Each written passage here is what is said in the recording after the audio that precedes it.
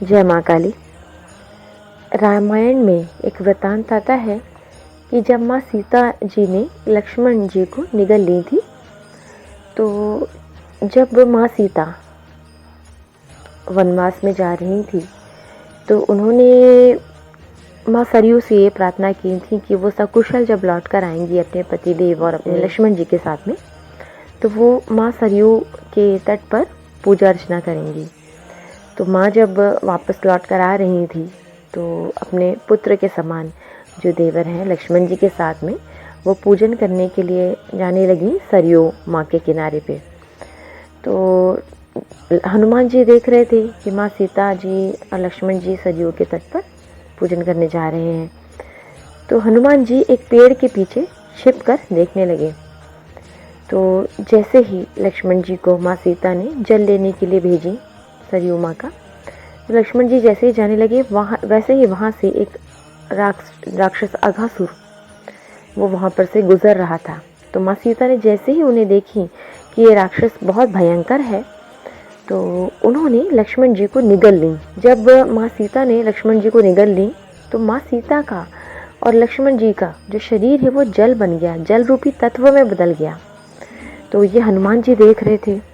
तो हनुमान जी को कुछ लीला समझ नहीं आई।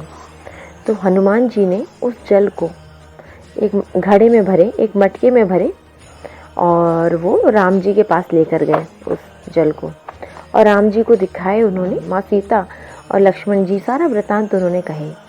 तब राम जी ने बताए हनुमान जी को कि अघासुर बहुत ही भयंकर असुर है और उसको शिव जी का वरदान प्राप्त है कि उसकी मृत्यु नहीं होगी, मतलब कोई उसको मार नहीं सकता। तो उसकी मृत्यु कैसे थी कि जब माँ सीता और लक्ष्मण जी का शरीर एक जल तत्व में बदल जाए, और जल तत्व में बदलने के पश्चात में हनुमान जी उसको एक अस्त्र के रूप में प्रयोग करें, तब अघासुर मारा जा सकता है।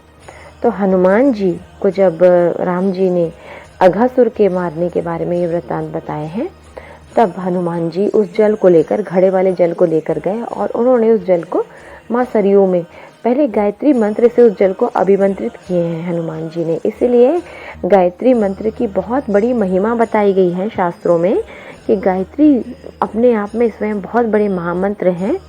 इनकी साधना करने से व्यक्ति का जीवन सफल हो जाता है, जब तब सफल हो जाता है। तो हनुमान जी ने वो जो जल है, मटके वाला घड़े वाला जल, उसको अभिमंत्रित किए हैं। गायत्री मंत्र से अभिमंत्रित करके उस जल को उन्होंने माँ सरयू के जल में डाल दिए। जैसे ही उस जल को माँ सरयू के जल में हनुमान जी ने डाले तो वहाँ से आग की लपटें उत्पन्न हुई और उन आग की लपटों से अघासुर का नाश हो गया। उसके बाद में जब अघासुर का नाश हुआ तो माँ सरयू ने माँ सीता और लक्ष्मण जी का जो शरीर है उन्हें वापस कर दिया और वह वापस अपने शरीर रूपी अवतार में आ गए। तो इस तरह से अघासुर के वध के लिए और लक्ष्मण जी के प्राणों की रक्षा के लिए माँ सीता ने स्वयं लक्ष्मण जी को निगल ली थी।